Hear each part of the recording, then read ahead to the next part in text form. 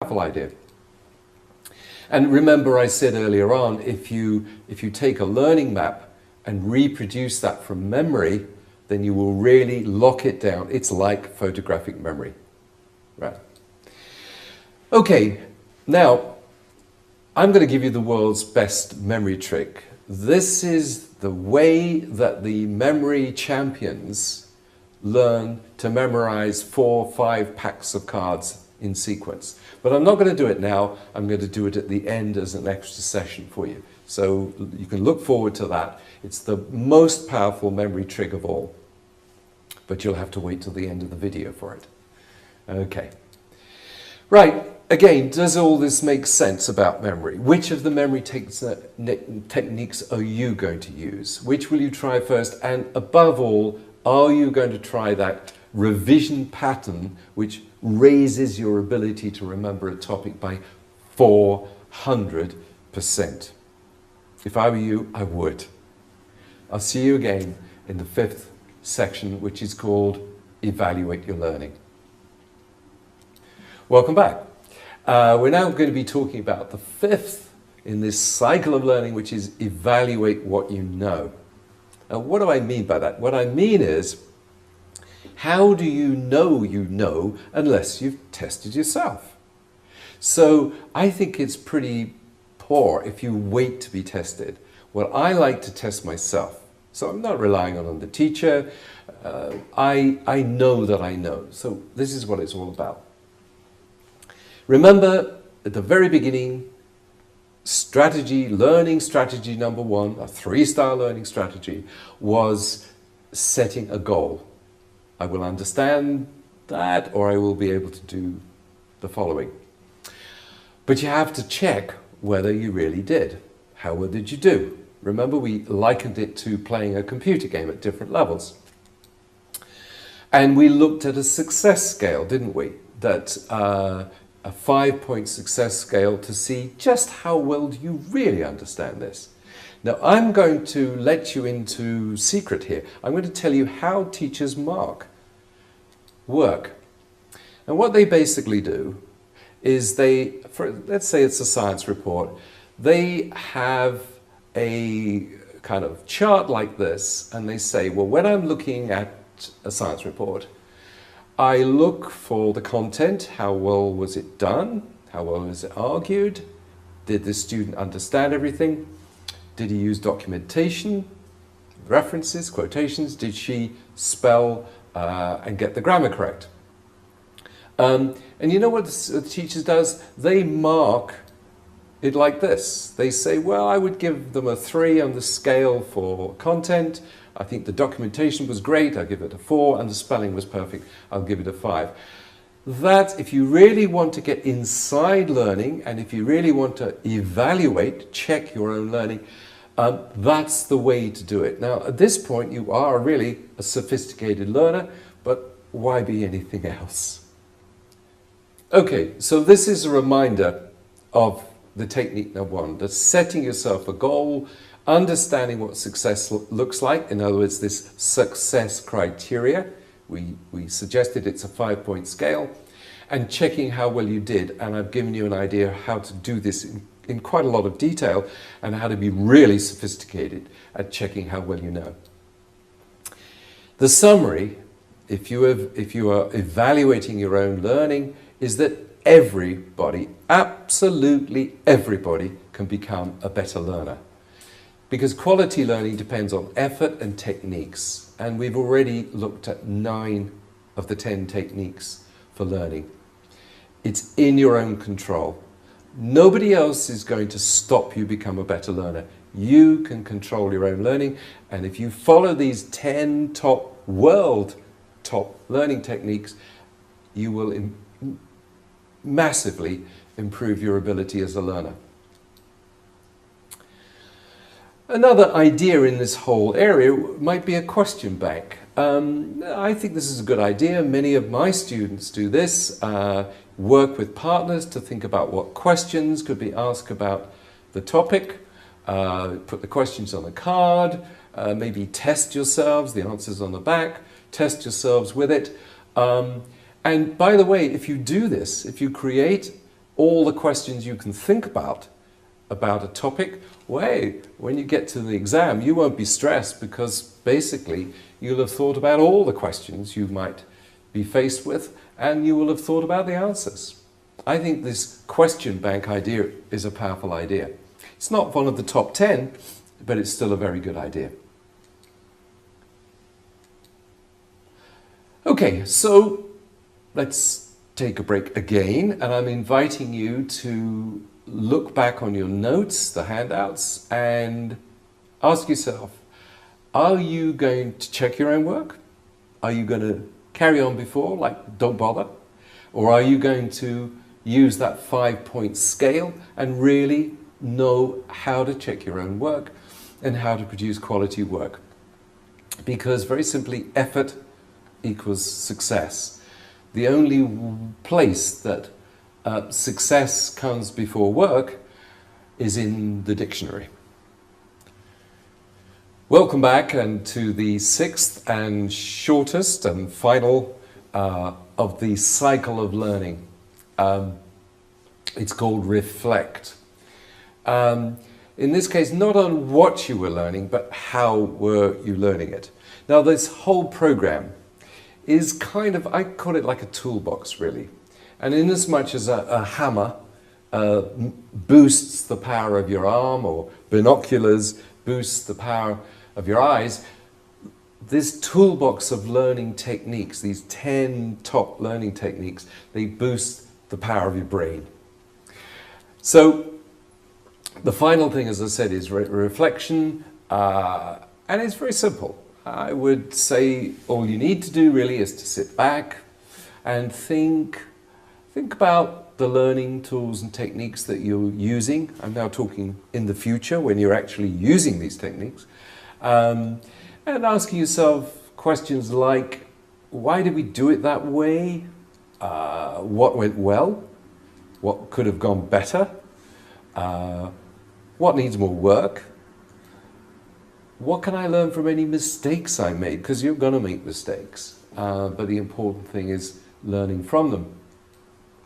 Where else can I use this technique? That's a particularly important one because there isn't such a thing as a learning technique for one type of subject. Most of them can be applied to most of the subjects, so that's a very important question. And finally, what have I learnt that will help in the future? So you're thinking about the way you learn. Okay? The most important question is, how can I improve the way that I learn? And that is by using these, and indeed others, but particularly these top 10 learning techniques. In your handout, I've given you, if you like, a little checklist that you may use to see your progress as a learner. And that becomes technique 10. The last technique is think about how you are learning. Constantly think about it. How can I improve it? What techniques can I use to learn this particular subject? It's a 2-star technique, so that's an important technique. Now, I said that this is a whole program where you and your teacher are working together, and in the teacher video that goes along with this, I've suggested that we look at learning almost like a split screen on a computer game. Now, I know you'll be very familiar with and enjoy computer games, and you're familiar with needing to be looking at one part of the screen, but at the same time having your attention on the other part. And here is how I think we should be looking at schoolwork. We should obviously be attending to what am I learning? That's the topic, the subject of today, but simultaneously, how am I learning it and how can I learn it effectively? So think about learning in that split screen way. So it is a shared idea. You've got a video here with the top 10 techniques. Your teacher has also a video about how to make sure these learning techniques are coming up again and again in the classroom. Because remember, you need to practice them. You need maybe 20 repetitions of any skill to begin to master it. You may want to involve your parents. I would suggest strongly that you do, or your guardian. invite your parents to watch this video. Now, when I've done the same thing in other countries, I've found that almost always the parents say, wow, I wish I'd had this when I was at school because it would have made my job a lot easier as a learner. Can they help you as a learning coach? And indeed, that's an important point. Yes, there is work involved, and there's always work involved to succeed. But after a bit, if you're using these techniques, you will find your whole job as a student becomes easier. You're working smarter, not necessarily harder.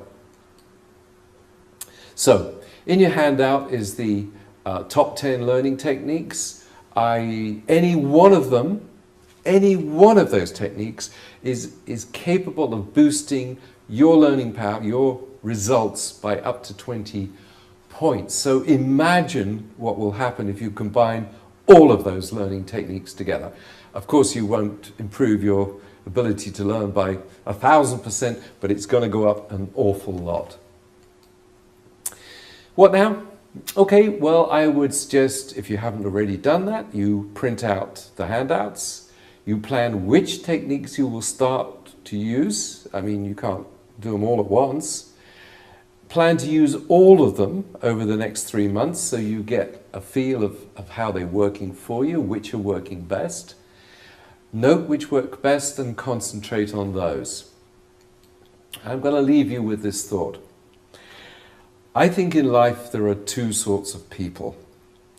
There is those who make things happen and those who wonder what happened. Which one are you? Are you going to actively use this program, or are you going to think, it was quite good, and then move on to something else? I hope you will be the sort of student that makes things happen. Thank you for watching, and good learning. Hi, I'm Colin Rose, and I'm going to let you into a secret. The secret is which technique is used by the world's memory champions. Now, every champion since the World Memory competition was held, you may not have even heard of it, everyone has used this particular technique. Current world champion is a guy called Nelson Dellis. He's a mountaineer, doesn't look much like a nerd to me, but he is the memory champion. And he can memorize many, many packs of cards. Now, I don't know, memorizing packs of cards isn't particularly that important, but you can use this technique at school and it's dynamite. And here's how it works. It's called the loci, which is Greek for place, or the palace technique. And what you do, you memorize in order 10 places that you're really, really familiar with. Okay? That's the start point. You've got to do that to begin with. Now, let's say, for example, the first place is the road right outside your house. The second place is your front gate. The third place is the path or the space just outside your front door. By the way, this is also on a handout for you, so you don't have to remember all this. The next place is your front door. The fifth place is your hall. Then the next place is your kitchen, your cooker, your living room, your bathroom, and your bedroom. Now, these are the ones that I would use. Okay? You may use slightly different places, but this is the basic idea. You memorize in order those places, because loci is the Greek for place. That's why it's called that. Right. So that's what you do. Okay? Now, you may not necessarily want to do it right now because I want to just tell you how the technique works. But you have to do that. You have to make that really clear, and you do it in order. Then what you do, then after you've memorized those places, you want to place the things you want to remember in those particular places. Now, the example that I am going to use to show you how it works is the first 10 elements in the periodic table, okay? Which many students do need to be able to memorize. And in this case, they're on your screen now and they're in your handbook. Right? Now what you've got to do is create a very powerful image for each element that links it to your place. And you make the images as powerful as possible by they're colorful, they're unusual, they're exciting, they're larger than life, they're surprising, maybe funny. Vulgar is okay, because remember things that are vulgar. You make the images move, crash together, add sound. In other words, you make them memorable. So this is what we're going to try and remember, and this is how I created this memory technique for myself. You may do it differently. Okay? So the first element in the periodic table is hydrogen, and I visualized outside my gate, I visualized a hydrogen tanker. Okay? And then I memorized, tied to the gate, a helium balloon. Okay? And I went through the list and I created strong visual images for each of those elements in the periodic table, tying it together to the place I've memorized.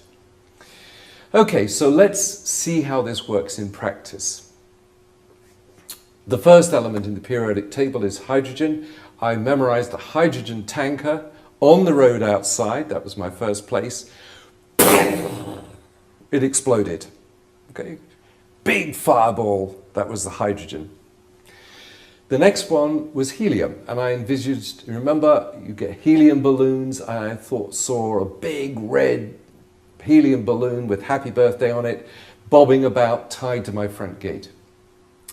The third was lithium. Now, of course, many batteries are lithium, particularly for cameras. So I envisaged on the path, which was my third place, on the path I envisaged a lithium battery, big battery with, you know, the terminals on the end. Beryllium is the next element in the periodic table, the fourth element, sorry. And in English, I visualized my Auntie Beryl at the front door. She's opening the front door. She's a really big woman. Hello, she said, Colin, hello. You know, and she's saying, ho, ho, ho. I've added some sound. It's a visual picture of a big woman. It's easy to remember. Auntie Beryl is beryllium. Then we went into the hall, which is my fifth place, and there is a carpenter drilling a hole in the wall, making a big noise. So I've added some sound, and there is all sorts of plaster coming out of the wall. It's an actionable thing. Then in the kitchen, wow, all of a sudden the kitchen is covered with soot. Now what is soot? Is carbon, which is the sixth element in the periodic table. I go to the seventh place that I visualize, which is the cooker. And oh my gosh, I see a stick of dynamite in the cooker. And if I turn on the gas, it's going to explode. So it's a very visual picture. I go into the living room and it's very hot and stuffy, and I have to open the window to let the oxygen in, and the oxygen, cooling oxygen, is flowing into the room. My ninth place, if you remember, was my bathroom. Now I envisage there's a giant tube of toothpaste in the bath. Instead of on, you know, the sink, it's in the bath. It's an absolutely giant tube of toothpaste, and it's oozing out. The toothpaste is oozing out. It's a very memorable visual, strong visual picture.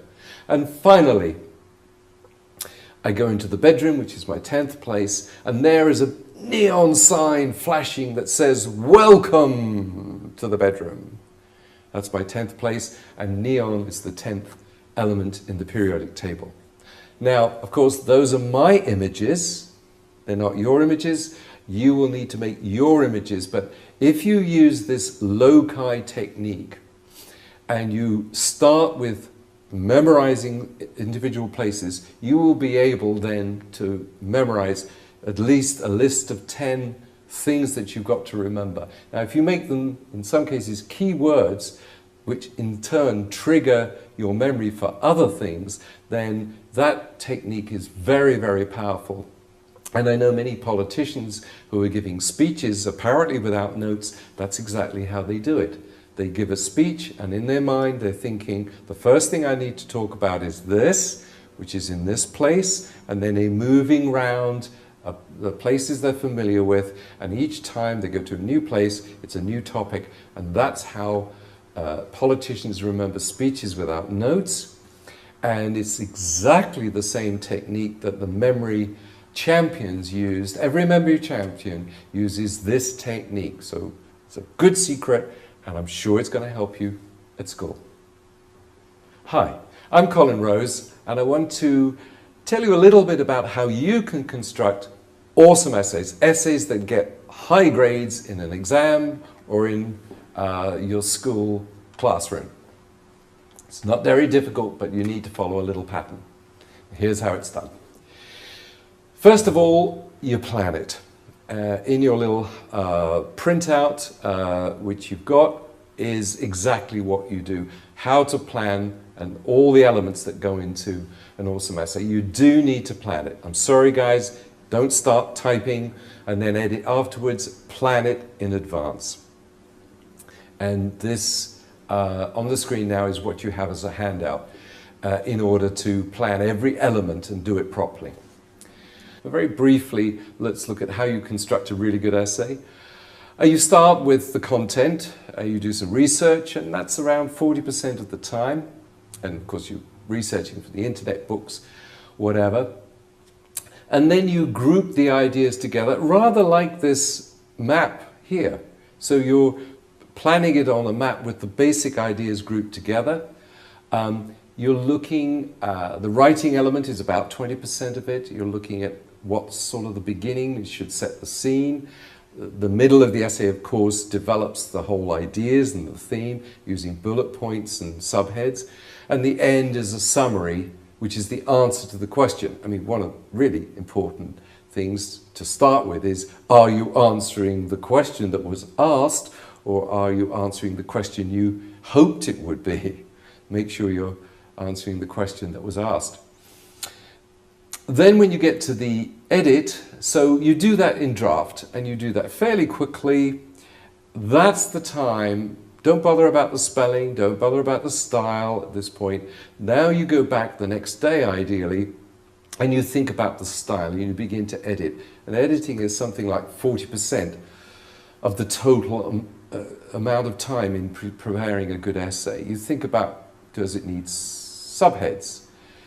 The sentences should be short and easy to read. The paragraphs definitely shouldn't be too long. Long paragraphs are off-putting. You don't want to read long paragraphs too much.